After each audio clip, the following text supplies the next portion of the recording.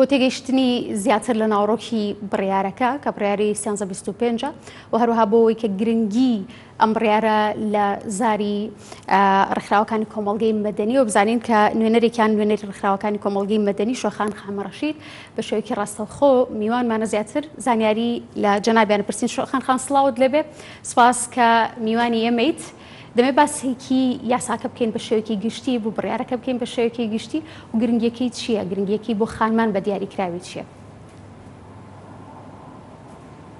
بەڵێ زۆر سپاس بۆ ئێوە و ئێوارەتان باش.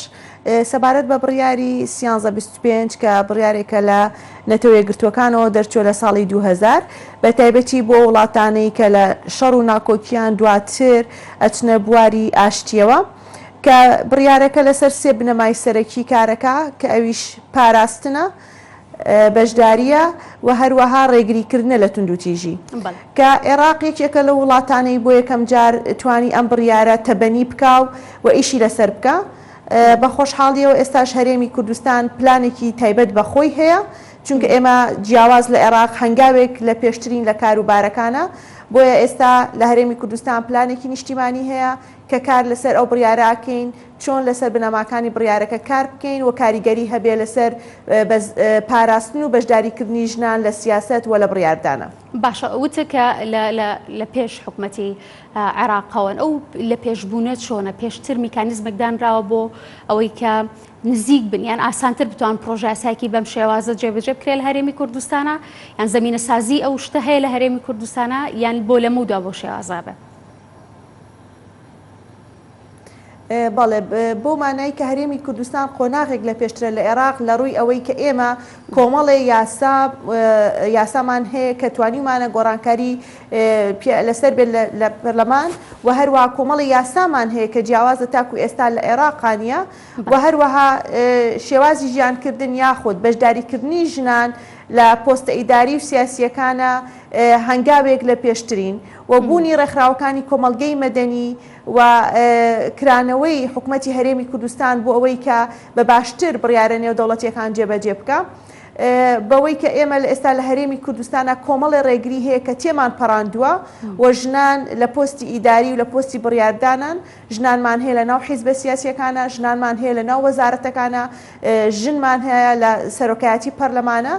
بۆیە ئێمە تا ڕادێک چۆنیەتی چالاکیەکانمان جیاوازە لە شارەکانی تری ناوەڕاست و خواروی عێراق و ئێمە پلانمان وایە کە لە ڕێگای ئەو پلانە نیشتیمانیەوە کۆمەڵە چالاکی دابنین کە بگونجێ لەگەڵ هەرێمی کوردستان. باشە، جەناب باس لە کۆمەڵێک دەستکەوت کرد کە ئەزمموی کوردستان پێی گەیشتووە. جیاواز لەمە بوونە و پلانی کە ئێوە داتان ڕشتووە چیتر لە خۆگرێک کە ئێوە هەست بکەن زەڕوریەتە و پێویست دەکات بکرێت بۆ خانمانی کورد؟ بەڵێ، ئێمە لە ڕێگەی ئەم پلانەوە توانیمانە کە پەیوەندیەک دروست بکەین لە ڕێگەی ڕێکخراوەکانی کۆمەڵگەی مەدەنی لەگەڵ وەزارەتەکانی سەر بە حکوومەتی هەرێمی کوردستان. ئەمە وا ئەکات کە نزیکبوونەیەک دروستە بێت ئەگەر هاتو وەزارەتێک لە هەرێمی کوردستان نەیتوانێت هەموو کار و چالاکیەکانی بێنێتە ناو خەڵکەوە یاخود سوود بە تاکەکانی کۆمەلگا بگەێنێت، چۆن لە ڕێگەی ڕێکخراوەکانی کۆمەلگەی مەدەنیەوە ئەو چالاکیانە ئەنجام بدات.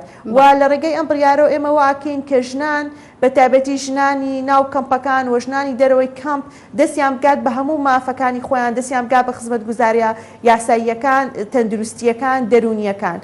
بۆیە لە ڕێگای ئەم بڕیارەوە زۆر کارەکرێبەوەی کە ڕێژەی بەشداری ژنان لە ناو حیزبە سیاسیەکانە، ڕێژەی بەشداری ژنان لە ناو پۆستە ئیداریەکانە زیاتر بێت.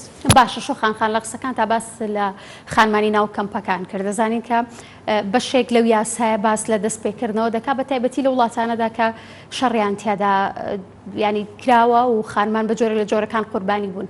ئەم دەستپێکردنەوەیش بە دڵنیاییەوە پێویستی خۆی هەیە و پێویست دەکات کە ڕێوشوێنی تایبەتی بۆ بگیرێتە بەریتر ئەگەر ڕووخانەکان یان کێشەکانی خانمان بەهۆی شەڕ و کێشەکانیەوە بێ وەگەر بەهۆی هەر جۆرە توندوتیژی و دەست درێژیەکە و بێ. پلانەکە چەندێکی تایبەتە بە دەستپێکردنەوە بەخستنەوە ناو کۆمەڵگا و یارمەتیدان و کۆمەکردنی ئەم خانمانە بۆی جارێکی تر دەست پێ بکەنەوە؟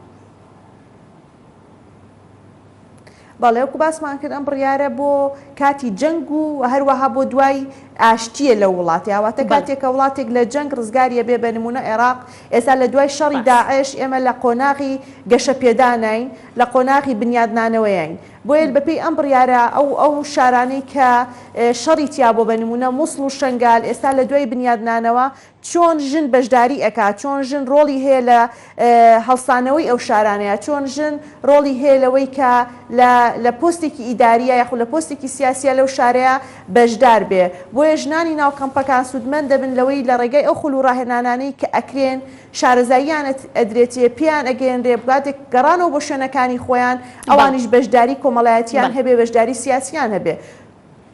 بەڵێ شۆخان حەمڕەشید نوێنەری ڕێکخراوەکانی کۆمەڵگەی مەدەنی گەلێک سوپاس کە میوانی چیرۆکە هەواڵ بووی.